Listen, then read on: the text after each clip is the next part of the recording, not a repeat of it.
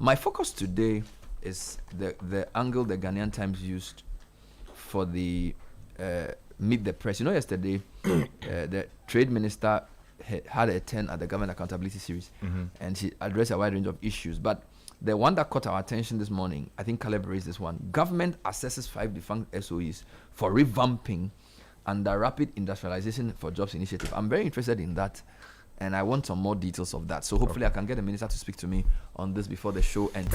All right, so I will be finding out more about this government intention to revamp defunct SOEs. I'm interested in this for a number of reasons. We are interested in industrialization, and I just want to understand how government intends to do the revamping, whether they will revamp to run it themselves as government, or whether they'll get a private partner to do the running, because we've known some of the challenges of government-run institutions. We also do know that in some countries, state-run institutions do work well. Singapore, China, and the rest of them. So it will just be interesting to know how they want to do the assessment and why they chose the 5. So they chose 5 companies. Akosombo Industrial Company, formerly called Akosombo Textiles. Then Volta Star Company, formerly called Volta Textiles, formerly also called Japan Textiles. Then Zwarungu Meat Factory. And then Pualugu Tomato Factory. Is this also still there? And then there's a last one called Wulugu Livestock Station. Wow. Yeah, so those are the let me be sure I'm getting these things right. So there's the Akosombo Industrial Company, Volta Star, Zwarungu Meat, Pualugu Tomato, and Wulugu Livestock. Do you know the difference between Zwarungu and Pualugu and Wulugu? No. I know about Zwarungu. Well-traveled But journalist. Wulugu, Wulugu. I think it's the northeast. I'll find out for you. So Wulugu. This morning, I want to discuss this matter because, well, let me give you my premise. Industrialization is the second stage for economic transformation for agrarian societies. So every civilization that has done well started agrarian and then industrialized. And the industrialization was based on access to power. All right, power, energy. So whether in a very crude way, even the early Spanish people, they use human labor, slavery, to basically industrialize, right? And then of course, the steam. The South American part. That's what I'm trying to say. So power is always very crucial. So my point is, a country that transitions from agriculture must have an industrial base for a number of reasons. Industry is labor absorptive. That's number one. Industry also does something called import substitution. When you produce some of your goods here, you are not so dependent on external currency shocks and that kind of thing. And then it builds capabilities. So you start with manufacturing basic things, and then you can manufacture more complicated things, right? But our challenge has been twofold. We haven't had enough power, and some of the structural adjustment programs have said that because state-run institutions were not run well, we should diversify and sell them. So a lot of these companies have become defunct. They were sold at very low price, and they are not running. So now we import everything. We import almost all the things these companies produce, we import them. All right. So industrialization is great, but my concern is not even a concern. I just want to understand how the state wants to go about it. Are they going to run it as a government-owned entity? Because when you look at the state interest and governance report, the results are very bad. State-run entities in Ghana are not run well for whatever reason. All right. So is government just saying we'll revamp it by inviting private sector partners? I want to understand this. Number 2, why those 5 and why not more? Why only 5? All right. Why only 5? Why not 50? Do you get it?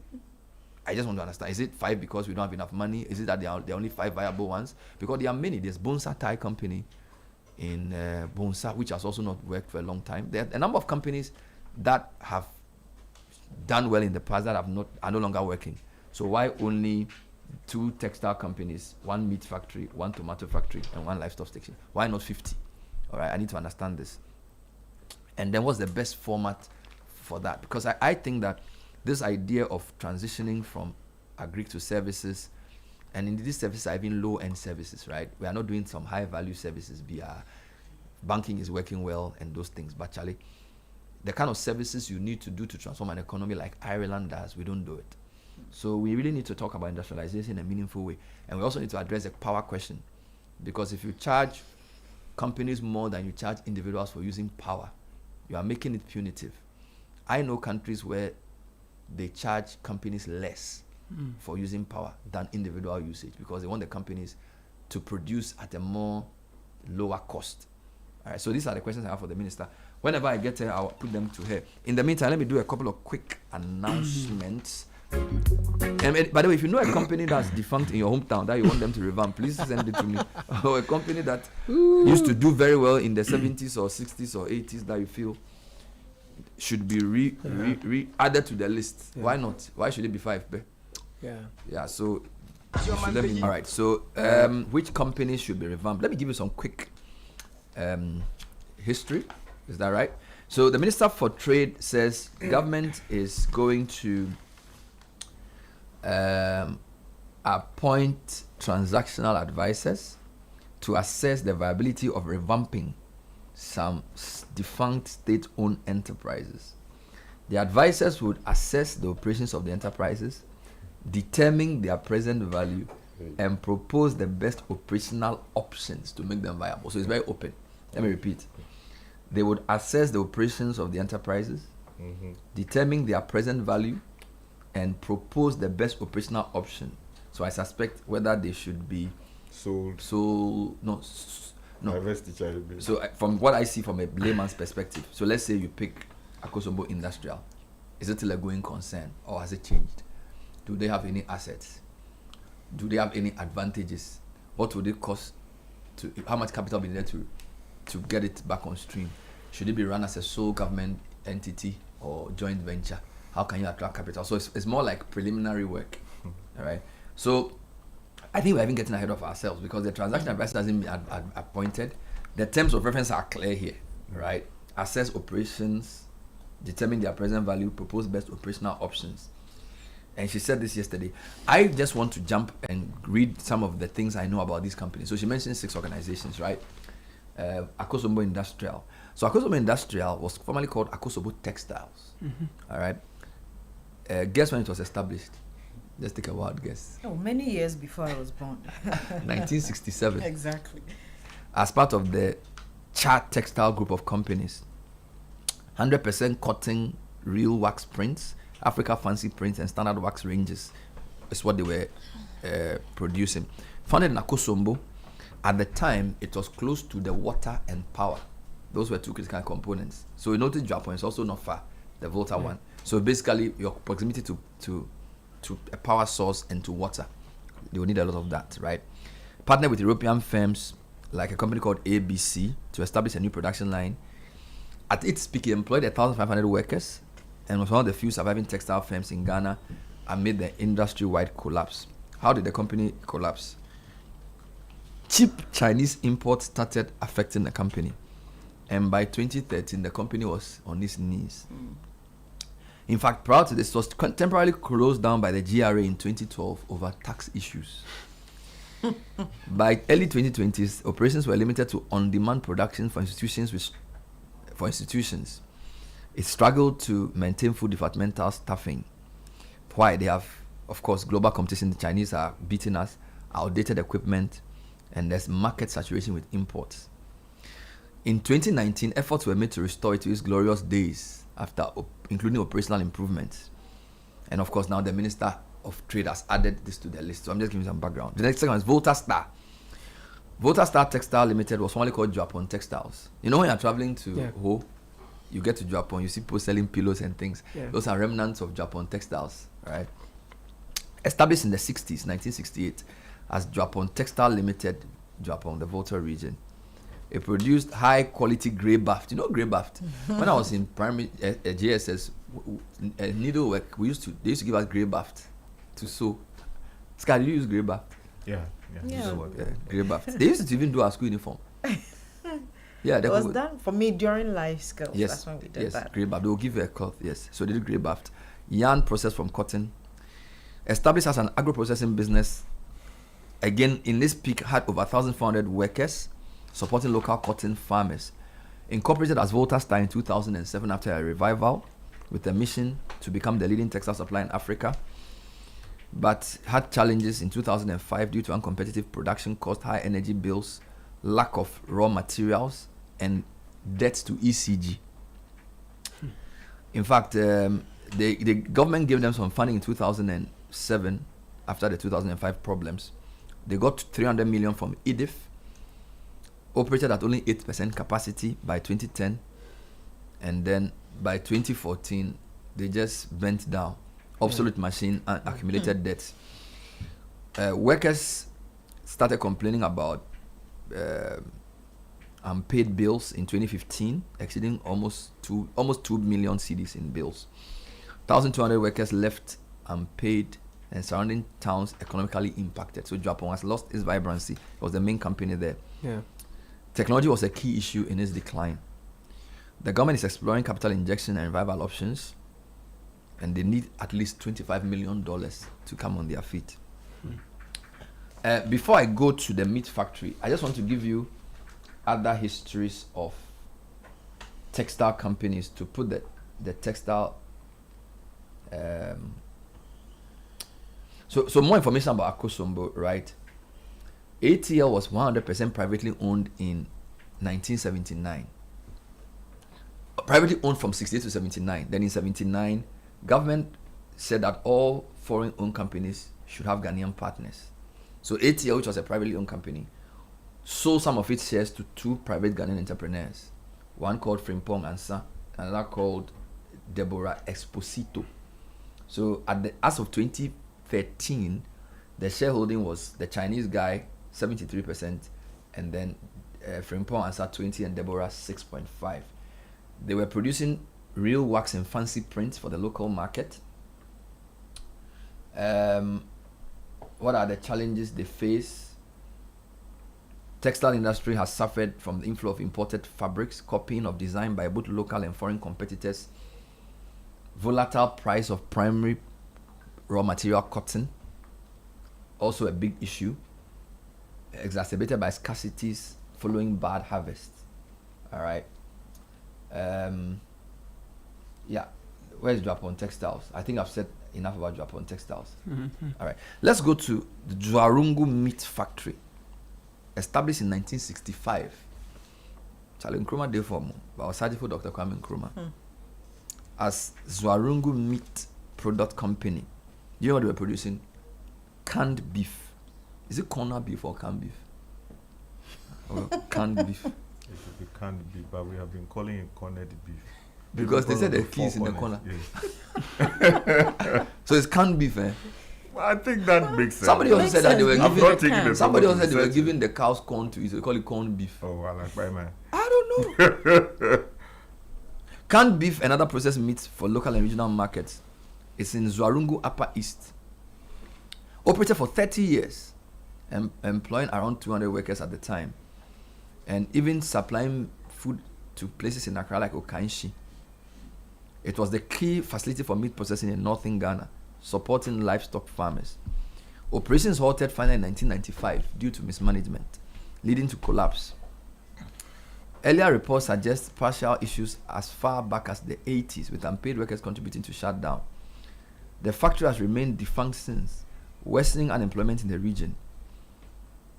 Local leaders and chiefs have repeatedly called for revival of the Zwarungu Meat Factory to create jobs and reduce poverty. Government says they will. Indeed, under the MPP, they were trying to get a private partner to do 1D, 1F. We don't know what came of that. Now the Minister for Trade is saying they want to do a feasibility study to see if they can revamp it. So that's Zwarungu. Let's go to Pualugu. Pualugu is supposed to have the dam. So I think Pualugu is in northeast. Confirm this for me with Asima. Because remember there was this controversy around the Pualugu dam and money spent and that kind of thing. So the Pualugu Tomato Factory, also known as the Northern Star Tomato Company, it was established in 1961. Hey, China, 1960s we did things, wow. Under guess who? Kwame Nkrumah. Osajifo, Dr. Kwame Nkrumah. This was import substitution. Initial construction completed. Operations began in the 70s. Tomato paste. They have a daily capacity of up to 500,000 metric tons and related tomato products. Designed to process locally grown tomatoes. You know, the tomatoes produced in the north is better for processing than the one in the south. It has less water, it's firmer.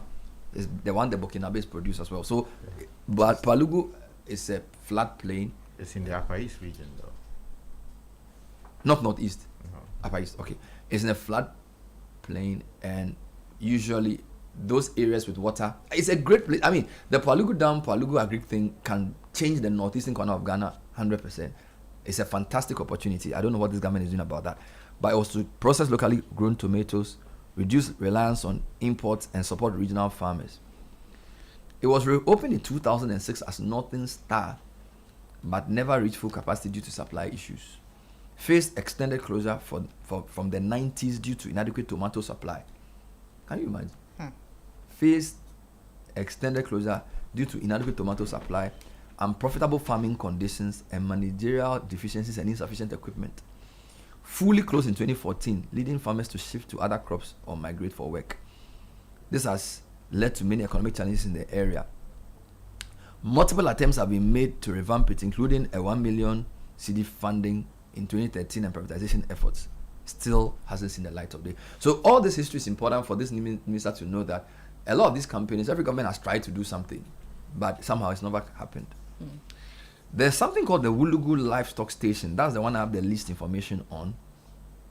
One of several government-run livestock breeding stations aimed at enhancing animal production and supporting rural economies.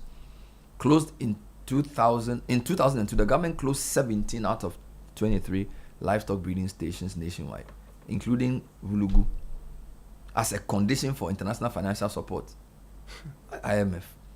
This was part of structural adjustments that reduced state involvement in agriculture, leading to dormancy. NDC's 2024 manifesto said that they will revive it to boost livestock production and give it infrastructure, which is, I think, why the minister mentioned this. So I'm saying these things to let people know that government attempts at revamping these companies has not been successful. Private sector has to see the need to put money into it.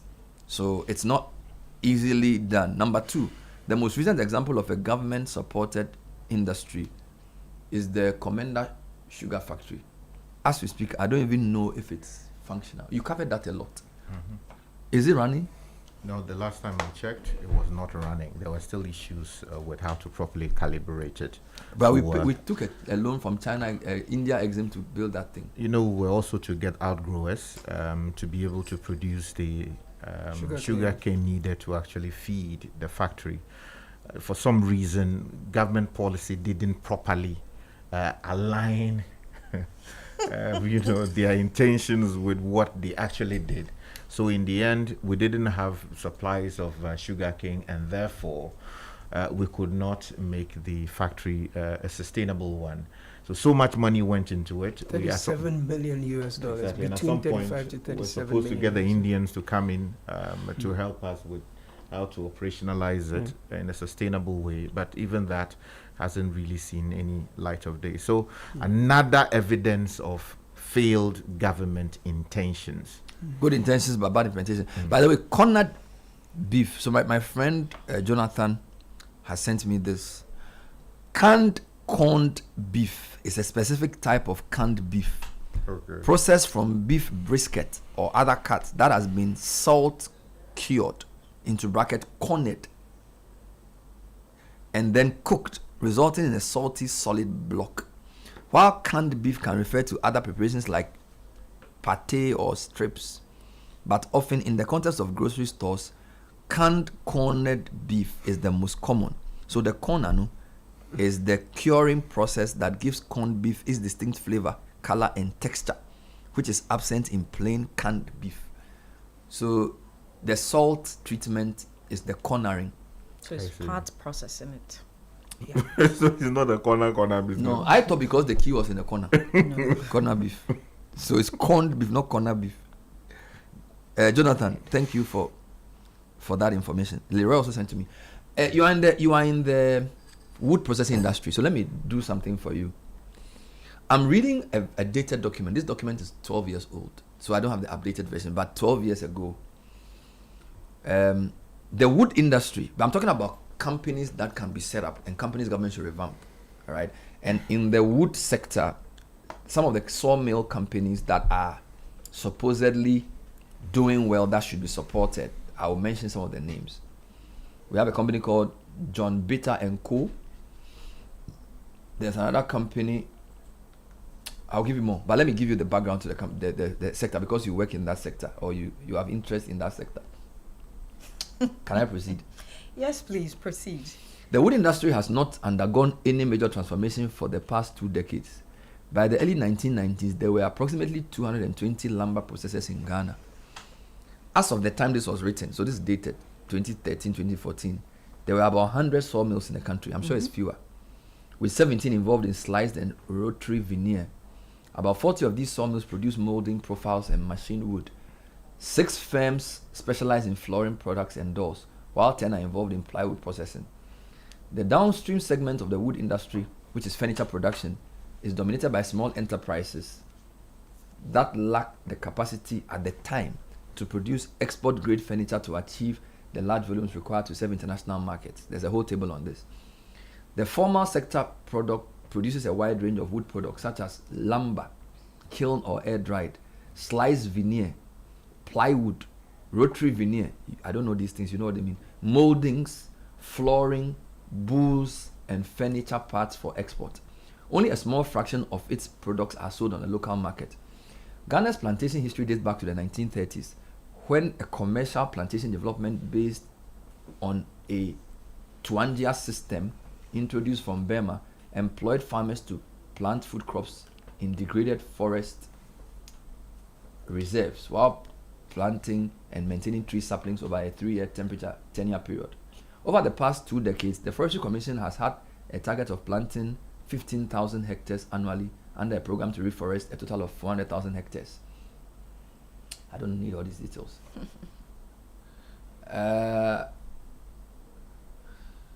Over the last 2 decades, there have been efforts by the government to develop and implement policies on forest plantation to reserve the depletion of forest resources. The policies implemented include a ban on the export of round logs, an attempt to privatize plantations, and the conversion of Subri plantation into high biodiversity nature forest. In the mid-80s, the Ministry of Lands and Forestry, in collaboration with the Bank of Ghana, managed a process under which timber firms reinvested and retooled through offshore credits that were guaranteed by 30% retention of export value in external accounts. A lot of details. The most important issue facing the industry is deforestation and erosion of the input base of the industry. According to the country environment assessment, the total forest area of Ghana decreased from 509 kilometers square in 1934 to 108 in 2000, a loss of 401,000 kilometers square in 66 years. It's actually worse now. The industry also suffers from old and insufficient plant and machinery, has a low conversion rate in sawmills, just 36% on average, although the best firms achieve rates of around 70%. Firms in the informal sector lack capital and technical capacity and have limited access to long-term finance. Most mills are not equipped for downstream processing, and wood products in the informal sector are poor quality. The prevalence of trade in illegally cut timber on the local market remains a challenge. According to analysts, the banning of illegal timber products by the EU in 2008 and programs such as Voluntary Partnership Agreement of the EU have contributed to the reduction on the illegal trade. The influx of cheap furniture products from Asia, and especially from China, has resulted in the closure of some medium-sized furniture companies and a large number of enterprises. Ghana has been successful in creating an international market for semi-finished wood and wood products that serve as inputs for the furniture and construction industries in destination markets. Some large companies such as John Bitter, Naja David, Samatex, and Modial produce top-quality wood products that are in high demand internationally. However, the industry has not been competitive in the downstream finished product market, particularly the furniture market. And then it gives some furniture export profiles. Bilateral agreements have been signed, and then it profiles some of the companies. What is this true? Well, much of what you've read remains the situation. I know that in terms of exports, AGOA would have assisted for the handicraft and furniture space, but in the years following the unfortunate COVID incident, a lot of businesses within that space, so these are small and medium scale enterprises, would have suffered in maintaining their operations. The problems are many.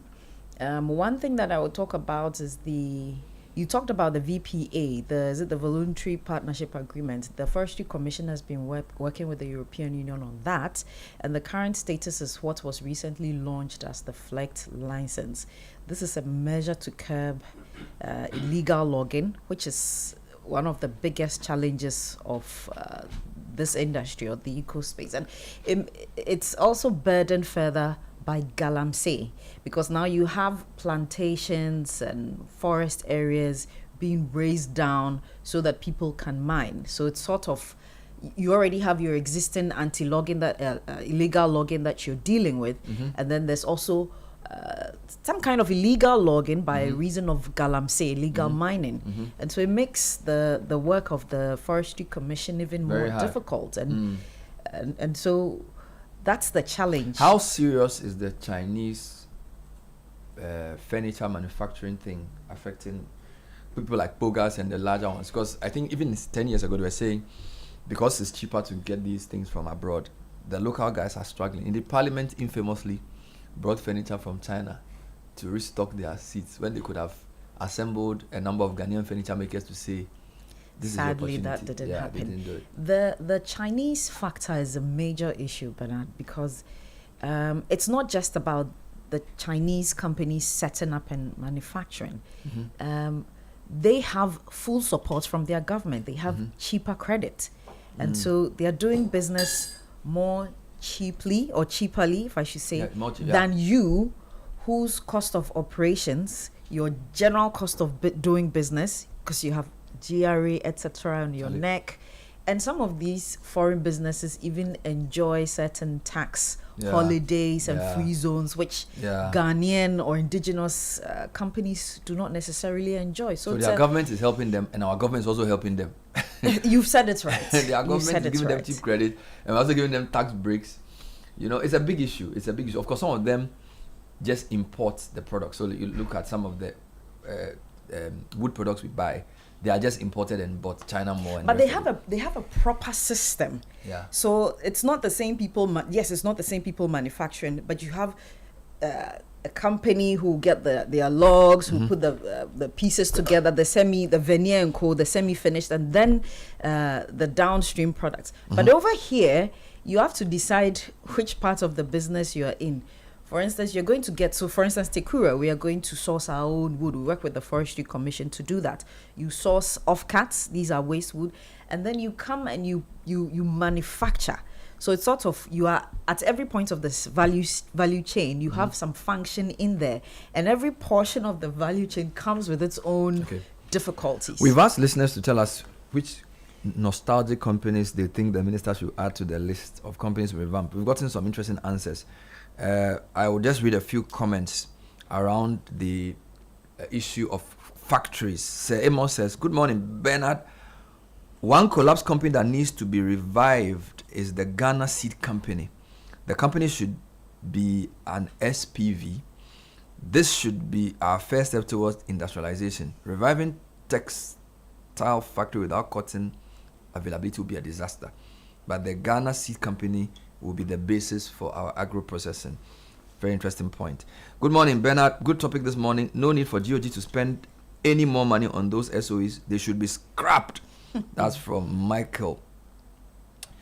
Another one, Kumasi Jute Factory, which will have already market, which we will have a ready market via our cocoa and cashew packaging, should be revamped. You know, jute is what the jute sacks is what we put the cocoa. We import jute sacks. Meanwhile, we are the world's second largest producer of cocoa beans, and yet we don't know, we destroyed the Kumasi Jute Factory. So we go for a loan to import the jute to bag cement, to bag cocoa seed that we export. Hey, It doesn't make think sense. about it. Though. We go for loan to import jute bag, to bag cement that we will, and we bag the cocoa that we export raw. Oh, Ghana, clap for yourself. I propose in Sawam Cannery be revamped. They made the best pineapple juices in the 70s when I was a little boy. Let me read a few things about the fruit juice and beverage industry. Bernard, before you do, guess how much we spent on jute bags, the sacks? $140 million US.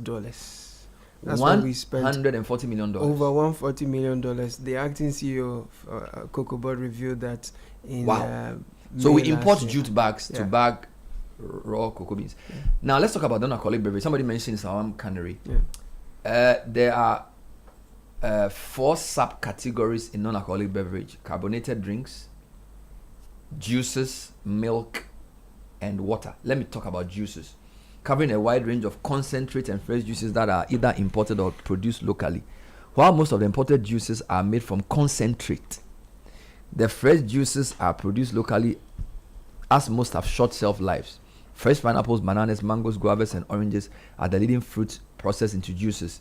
The fresh juices are packaged mainly in Tetra packs, glass bottles, polyethylene, Charlie, what is this? PET bottles and plastic gallons. Local fresh juice producers include, at the time, Papso, Milani, Aquafresh, Rush Farms, Akraman Limited, Winfield Farms, Sunripe, Coastal Groves, and Athena Foods. In addition to companies such as Blue Skies and Pinaro and Athena are also able to supply bulk juice and chopped fruit to EU buyers. Fruit drinks such as Ceres from South Africa and Pure Joy and Don Simon from Italy are the leading import brands. And I must say, most of our shelves have those. Per capita consumption of fruit juice in Ghana is estimated at the time at 0.52 liters per year, which translates to 10.4 million liters per annum nationwide. Of this, 17% is from imports, 44% local Tetra Pak package, and 39 bottled juice.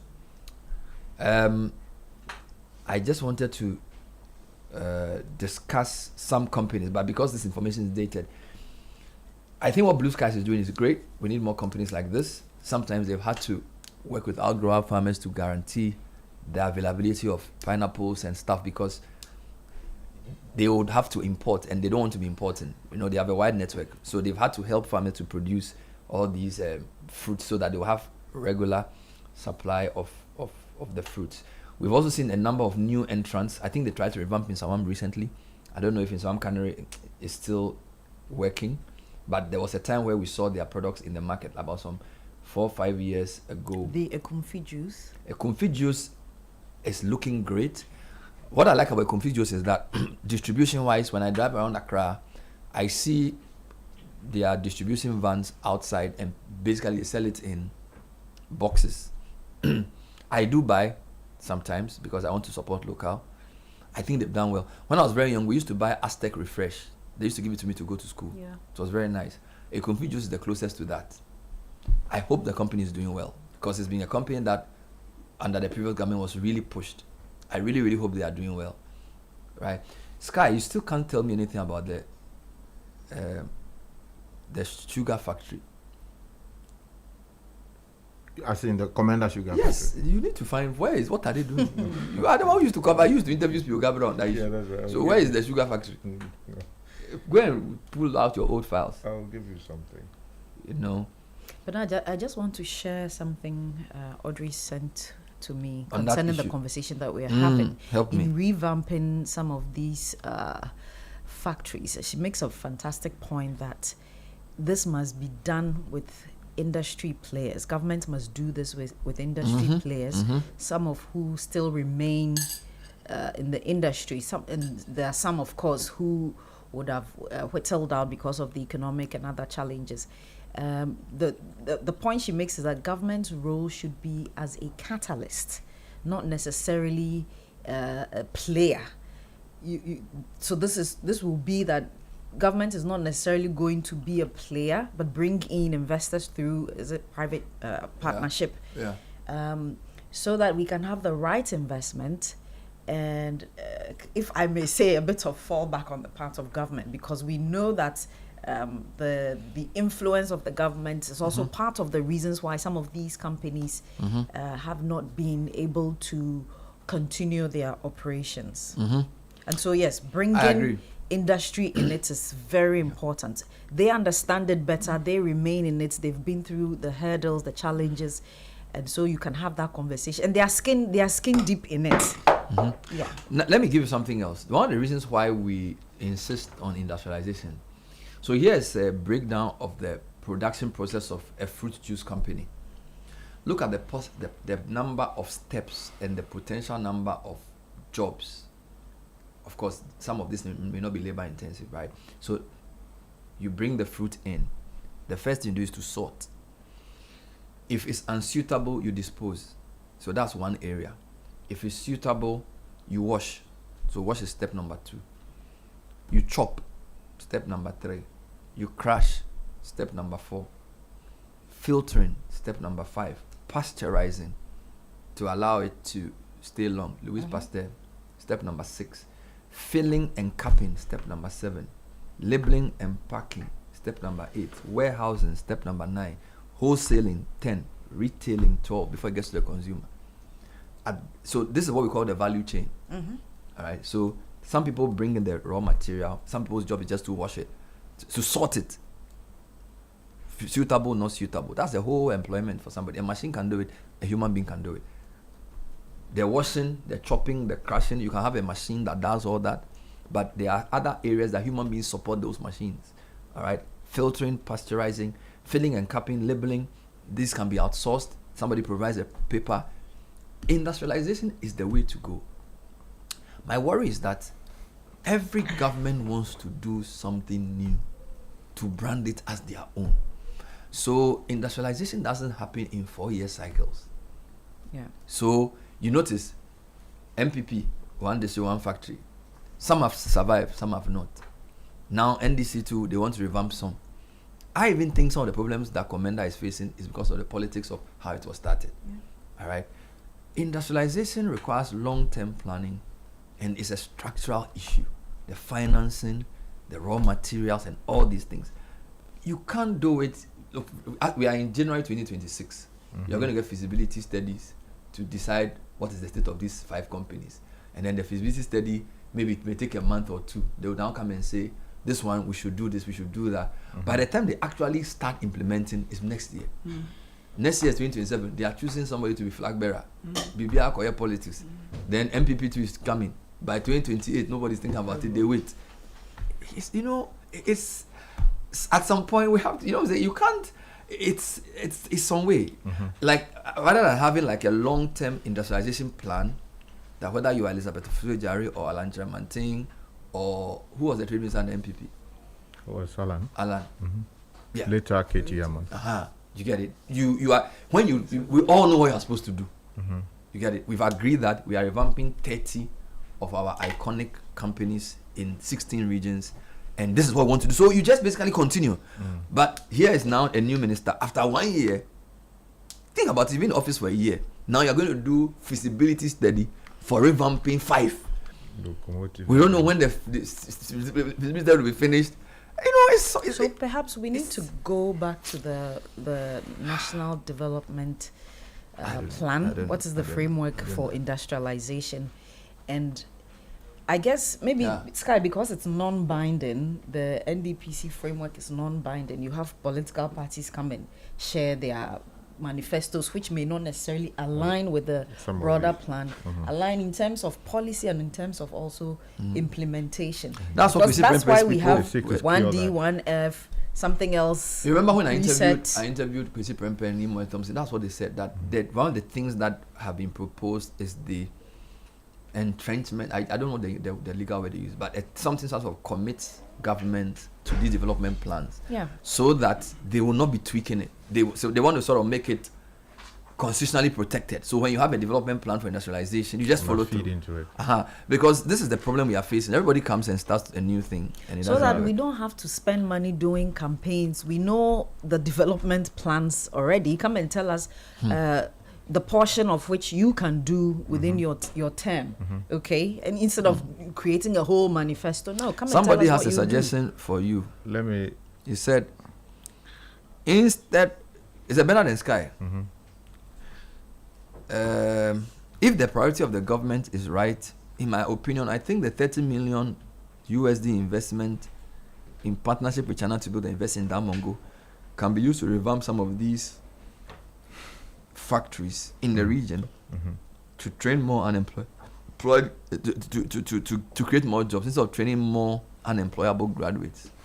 I don't know what you think. I mean, I see the point he seeks to make with the need to establish factories that absorb the human resource base we're producing from the universities. I think research is also very important, which would feed the industries we're seeking to establish. That doesn't mean that we should stop producing more graduates or human resource. No, he said that if you have $30 million to do something in the Savannah region, would you rather set up a university in Damongo or set up a factory? That's the point I'm making. That yes, let's discuss it. We If can. you ask people in Damongo today, what do they want with 30 million? Would they say they want a factory or they want a university? But if you build the factory and the people don't also have the capacity or the So Our it shouldn't capacity. be There a are people question. there are people who don't have work. The- Yeah, but that doesn't. They say, so you we can do can. both. They say what? Opportunity cost. You can't do everything. So And What What is the priority See, for the no, area? This is my thinking. You Yeah. have UDS in Tamale with its satellite campuses. So you could set up a satellite UDS campus in Damongo without necessarily using $30 million to do it. But if you said you use the $30 million to set up a factory that would directly employ people in the region to create more jobs for them. And by the way, one of the reasons why people come down south is because of lack of jobs. We can always look for money elsewhere to do that. What And I'm you saying. don't necessarily need a Yeah. whole university. The existing university, you can set up a department in agriculture. That's my point. that So can that's what I'm work saying. with that if you have factory. $30 million, would you rather set up a factory or set up a university? No, but Bernard, in a town. let's not underestimate the power and the relevance of institutions like the universities and how they help societies grow, how they actually impact local communities. Because you take a university to a particular area, one of the things you are doing is you are sending industries there because people want to have direct access to the graduates that are coming out. Of course, you see how, for instance, what we did in the Volta region, the UDS, what's the name? UHAS. It's played an important role in the communities that it is located in. So if you go to the Hokwe, the northern part of the Volta region, and then the capital itself, these two campuses have played a vital role in transforming those economies. So, But the people in Ho also say they need factories. that is true. And Sky, I'm being But a bit of my a devil's advocate difficulty here with your because this position- is what I'm saying. Youth unemployment is the number one existential threat for Ghana. When you read the WEF report as of Monday, they say youth unemployment is Ghana's number one problem. Number two, youth unemployment among graduates is even worse than non-graduates. Yes, because So we are not we are- producing the right type of graduates. And we are also not generating enough jobs to absorb the type of graduates we are producing. So I am saying that I am not against a university in Damongo. Was it the Chinese who said they wanted to set it up and we said yes, or we said we wanted it and they give us the money? Because we are discussing industries that have been wiped out by Chinese imports. And I'm saying if I have 30 million cedis or dollars, and I am Damongo, and I ask the people of Damongo, their MP, their regional minister, and everybody, and say, okay, what is the most pressing need of Damongo today? Thank you. It's a needs assessment. Do you understand? I am not saying I don't like a university, but I'm saying on the basis of the facts around unemployment and its trenchant nature, and on the basis of the lack of industries there. As we speak, Galu says they are trying to revamp the Damongo waterworks so that they will have access to water. So assuming that water is done, so you have access to water, the Volta is not too far away. I think if they can find a factory that can employ people, it should be considered, because 30 million is a lot of money. All right, and you see, when you build an industry, it also attracts people to live there. Education is great in training people. People are more likely to leave to go to school but don't stay.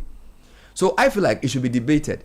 We shouldn't just, in fact, some people even think we shouldn't do factories in the regions because you need factories close to power sources or close to markets or whatever. I don't know.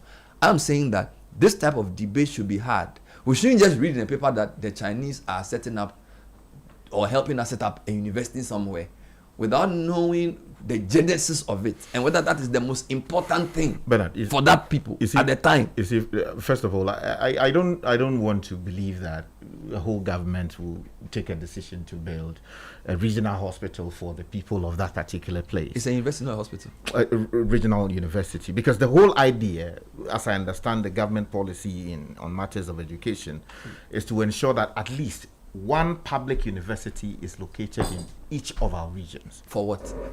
And that's a good question. For what? Hold on. You can ask that question.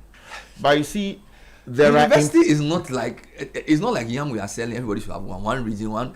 The idea of one is, you see. Can I finish my submission? I'm impatient. No, let me finish my submission. No, let me finish. One region, one university. For what? No, you see, for you, for what? It might not mean much.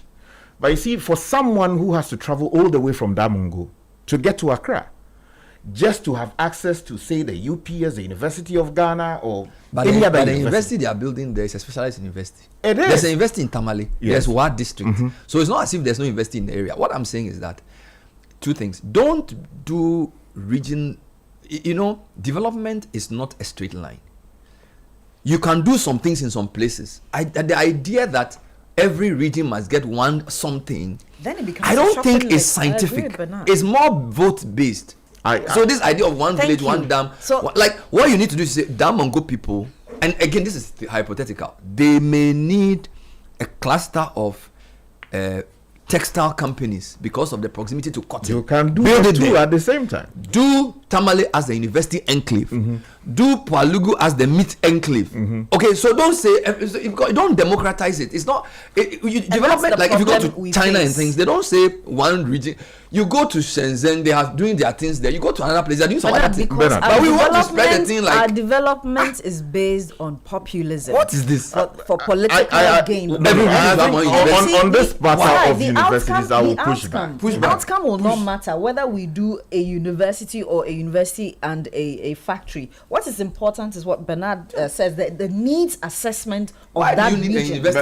Because that will determine whether we are going to go with jobs or we're going to have the two. First of all, you and I would agree that it is not the business of government to be setting up factories in order to create jobs. It depends on which government. If you are the Chinese government or you are a government in some countries, it's your business. Well, I mean, talking within the hold on. Talking within the capitalist context, we are not capitalist, which is what we say we are doing. State-supported industries. Hold on, let me finish my submission. Yes. So that is what we have said consistently, and you yourself said a short while ago that governments historically have not proven to be credible people running these factories. The reason why many of them are dormant. So if I have $30 million, the first thing that you should not be advocating is that to go and I didn't say the government should set it up. Exactly. They can. The Chinese are very good at manufacturing. You can tell the Chinese that come and set up a factory for some of the things you do. The government hasn't stopped doing that. That's the point. I'm saying that what went into the decision for it to be a university and not a factory? That's number one. And then you gave me some hint that as part of some discussion, every region will have a university. Exactly. And I'm questioning the basis of that. Why should every region have a university? For what? Especially when we are struggling with graduate unemployment. A university is not a primary school or a secondary school where you don't want students to travel. We've traveled to universities and we have clusters of places where there's universities. I do understand that the North needs more facilities, but I argue that the North needs more factories, not universities at this stage. That point can be made without actually seeking to sort of downplay the importance of a university in a community like that and what it means for transforming local activities, the economy of the people, and then also if you look at the amount of the share trees in Savannah, if you set up private people to do that, that's why Gov't is there. Share factories. The government is the catalyst. That take advantage of and produce. We can have a cosmetics enclave. That is why Gov't is there. Share butter. That is why Gov't is there. So they And they said, should use the 30 million to do it. hold on. Last year, you and I attended, their program where Sly told all of us Yes. that they are committing a lot of their resources this year and going forward to areas of share, the agro-processing or agribusiness, as you call it, woodworks and all of these spaces, so that they can expand access to resources, access to funding, access to financing for purposes of deepening industrialization in Ghana. So what I'm saying is that government can concentrate on making resources available through GESIM, which they are doing, and they continue to do, while at the same time ensuring that local places which have not traditionally had universities should have access to those universities. All right, so this is to just provoke thinking. I think the Damango University will be great. They should do their university, no problem. But we should never be afraid to question decisions and the basis of the decisions. Sure. And I don't think this egalitarian one region, one this is a useful way to go. Every region has its needs. Exactly. There's needs for specialization. If the needs have been done and they need a university, no problem. Again, this is just a case study. Yeah, but I'm sure the chiefs have been asking for it. The longer term argument is that we must know the unique needs of places, Yes. so that we don't use populism Thank you. to allocate resources. I don't That's think- a general point. I'm not making a specific point. A general point. So I'm not saying they shouldn't. No, because They should do the university. No problem.